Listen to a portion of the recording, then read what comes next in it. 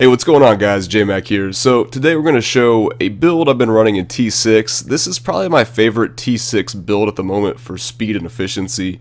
Up there with probably the Carnival Sacrifice build with Homunculus and Dagger of Darts.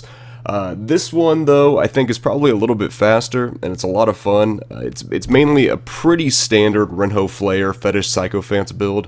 And anybody that's watched my Twitch channel any extended period of time knows that the Renho Flayer is probably my favorite item in the game. I love this thing and I always try to make builds work with it if I can. Unfortunately I don't have an ancient one yet, but even without it being ancient, it's still pretty good, and I'm averaging around 3-minute clear times on T6. So I would think with an ancient Renho, you're probably looking at like 2 to 2.5 minute average clear times on T6, which is really pretty good. This build that we're running is definitely a mix of good damage and good movement speed. You could definitely overload on the damage more than I am and have your fetishes hitting for 40 or 50 million consistently, but I decided to go a little bit more movement speed because really once you get to a certain point on Torment 6, your fetishes are killing things so fast anyways, especially trash, 1 to 2 or 3 hits, that you don't really need all that much more damage, and you're kind of more limited by how fast you can move around the map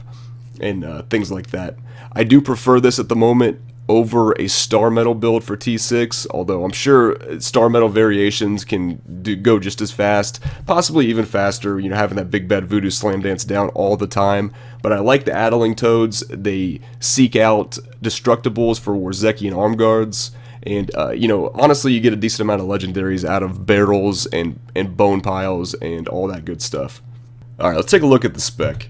So we're running Plague of Toads, Addling Toads in tandem with the Renho Flayer to generate fetishes from the passive very quickly. Really, you're going to have out 23 fetishes pretty much all the time in this build between Fetish Sycophants and Fetish Army Legion of Daggers. This also is going to crowd control the enemies, which will proc our Bane of the Trapped gem, which is very nice. Also running Haunt, Poison to Spirit. Haunted enemies take 20% more damage from all sources. Now currently we're running this instead of Big Bad Voodoo Slam Dance. Slam Dance is going to be better overall against elites and champions and bosses, but it's not always going to be off of cooldown. So I like the Haunt a little bit more. It's going to be better against trash because you're going to be able to haunt all the trash as well and still be really good against elites, champions, and bosses. So most of the time I make sure I have out 15 fetishes by spamming Addling Toads, and then once I do I just start haunting everything. And Haunt will also jump to another enemy after the haunted enemy dies, so sometimes you don't even have to cast it all that much for it to jump around the map. Piranha's Paranado to pull everything together and also make the enemies take 15% increased damage. Spirit Walk Jaunt mostly for movement speed. Honestly on T6 you're not going to get in too many sticky situations with over 10 million toughness. It's mainly for the movement speed there. Horrify Stalker, again for more movement speed. Also we're running a Rochelle's Ring of Larceny, which gives us a speed boost when we fear something. Fetish Army Legion of Daggers, we're running 4-piece Zuni, so I have about 8 fetishes from this at all times, and then 15 from the passive. Pierce the Veil for more damage. Fierce Loyalty for 30% increased movement speed. Fetish Sycophants like we already talked about. And then Grave Injustice, mostly for the cooldown reduction. The mana is irrelevant in this build, we really don't spend much.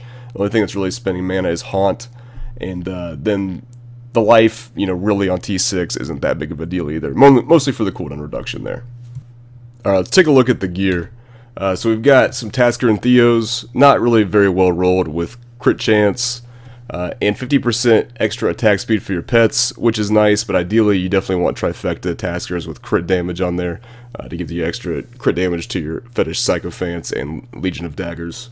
So we've got the Renho Flayer like we already talked about. It's really pretty well rolled for not being ancient, but an ancient one is going to just absolutely put your damage through the roof for this build. We're running 4-piece Zuni, so we've got the Zuni boots here that are ancient. We've got the Zuni String of Skulls that's ancient. Actually, just roll this thing, it's pretty beast. And it also has Fetish Army damage on it, which you definitely want. And then we got the Zuni chest with Fetish Army damage, it's also ancient. And then we got the Ring of Royal Grandeur to get that 4-piece bonus. This has crit damage on it. And then our other ring is the Rochelle's Ring of Larceny. Not terribly well rolled, but it is ancient, so we get a good amount of intelligence out of it. But the big seller is that 59% increased movement speed for 4 seconds after fearing an enemy. And obviously, Horrify is going to be fearing enemies. And then the ring itself also gives you a 4.1% chance to fear on hit. So as far as pants go, we're running the Swampland Waders. Really, the majority of the damage in this build is physical. Fetish Army and Fetish Sycophants are both physical. honestly, this is mostly for just getting fetishes out quickly, and this is mostly just for the extra damage that enemies take. But these are poison, and there's not really too many other good pants to run. You can do some things potentially with getting like a Blackthorns set bonus, like 2-piece. Like say you're running a Blackthorns amulet, you can run Blackthorns pants here, or if you're running a Blackthorns belt and get the 2-piece bonus that way. You could potentially even run Mr. Yan's hexing pants, I suppose, if you wanted to stutter step your toads. I don't particularly like playing that way and having to deal with it, but you could do something along those lines. Or, you know, if you wanted to, you could just go for some really high toughness pants if you felt like you needed toughness there. But that's one slot that doesn't really matter all that much. But we might as well get the extra poison damage, you know, while we can. So we're running Warzekian arm guards. Every time you destroy a wreckable object, you gain a short burst of speed, and you're constantly destroying wreckable objects because the toads will seek them out and blow them up for you. So this really works very well in any kind of Renho Flayer build. And we've got physical damage on there, again, for our fetishes. Running an S of Johan, which I've been running in every build here lately. You know, just pulls everything together, which is nice. You know, there's a ton of different amulets you can run. Ideally, probably the best one to run would be an Hellfire Amulet with probably Gruesome Feast as your 5th passive, something along those lines for some more damage. So we got the Mask of Jerem with 100% pet damage. Ideally, this would have Vitality over all resist, but for T6 doesn't really matter too much. A cooldown reduction gem there. We are running Augild's Shoulders. Really, I'm just running these because they're ancient, they have cooldown reduction, and 15% fetish army damage. We're not getting the bonus at the moment. For a while, I was running Augild's Bracers here, but I decided I liked the Warzekians a little bit better for moving around the map quicker. So it's really good on certain maps. Some maps, it's not quite as good. You know, if you find a map that doesn't have like any breakables, you could always just pop on some Augild's Bracers if you wanted to get that extra elite damage. And then the last piece, we're running a Harrington Waistguard. Now obviously for greater rifts, Harrington Waistguard is not good. Very rarely are there things to click for the Harrington Waistguard, but in T6, there's always tons of chests, dead bodies, and weapon and armor racks for you to click and get this extra damage buff, which is huge. Now, you definitely don't have to run it. You could run something like a Crim's Buff Belt for more movement speed. I like that on T6 quite a bit. You could also run a Witching Hour, you know, for just static damage. You get extra attack speed, so you're casting your toads quicker. Your pets are getting just straight damage from the attack speed, and then also you're giving crit damage to your pets. So those are all options. I like the Harrington personally. You know, again, just like the Warzekian Arm Guards, if you're on a T6 map that doesn't have any clickables, you can always just pop on a different belt if you really want to. So that's pretty much it for the gear. As far as legendary gems go, Bane of the Trapped is pretty much a no-brainer. I mean, you can be in melee range pretty much to activate the first effect of it with the aura that you get that reduces movement speed. But also, you know, Haunt is going to slow everything in the build. And also Addling Toads will confuse enemies.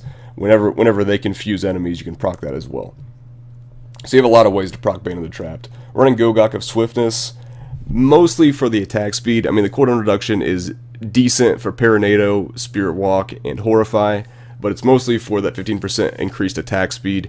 You're casting quicker, which means you're going to get fetishes from the passive faster with Addling Toads. You're going to be crowd controlling the enemies more often, and then that 15% attack speed also just directly buffs your pet's damage. And then we're also running a Pain Enhancer.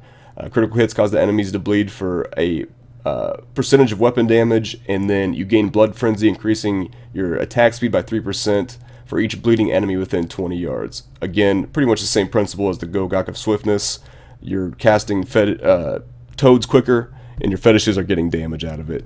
So it's a really nice one as well. You could run, you know, other things here too. You could run potentially like a Gem of Efficacious Toxin or Enforcer or things like that. I don't like Enforcer all that much with Mask of Jerem. Like we've talked about in previous videos, it stacks additively and doesn't end up giving you as much damage as it looks like it does on paper. As far as Paragon levels go, in Core, get as much movement speed as you need. I have 11% on my boots, so we got 14%, then went Max Intelligence. Offense-wise, get up to at least 50% chance to crit for your pets, and as long as you're there, go crit damage next, then attack speed, then CDR. Defense-wise, armor percentage, life percentage, and then all resist, and then utility. honestly, like, none of this really matters all that much. Like, you don't really need the resource cost reduction. I just threw them in there just because we are haunting some. It doesn't really matter. The two that you really should go for first are life on hit and area damage. And then after that, you know, if you need gold, just go ahead and throw all your points into gold afterwards. The resource cost reduction doesn't really matter all that much. So there you go, guys. There is the build and the spec. Again, you know, very similar to specs that I've ran in the past and made videos on. But I figured we'd make a quick T6 video. This is one of the builds I'm going to be shooting for in Season 2 for efficiently farming T6 for Paragon levels and for legendaries. So anyways, we're going to do a quick Torment 6 Rift. I'm going to turn my mic off for the gameplay portion of the video. As always, guys, thank you very much for watching. Do not forget to like and subscribe if you enjoyed the video, and I will see you guys next time.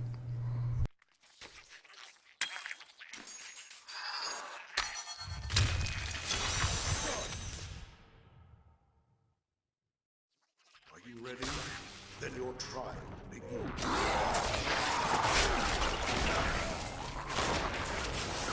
I must wait longer.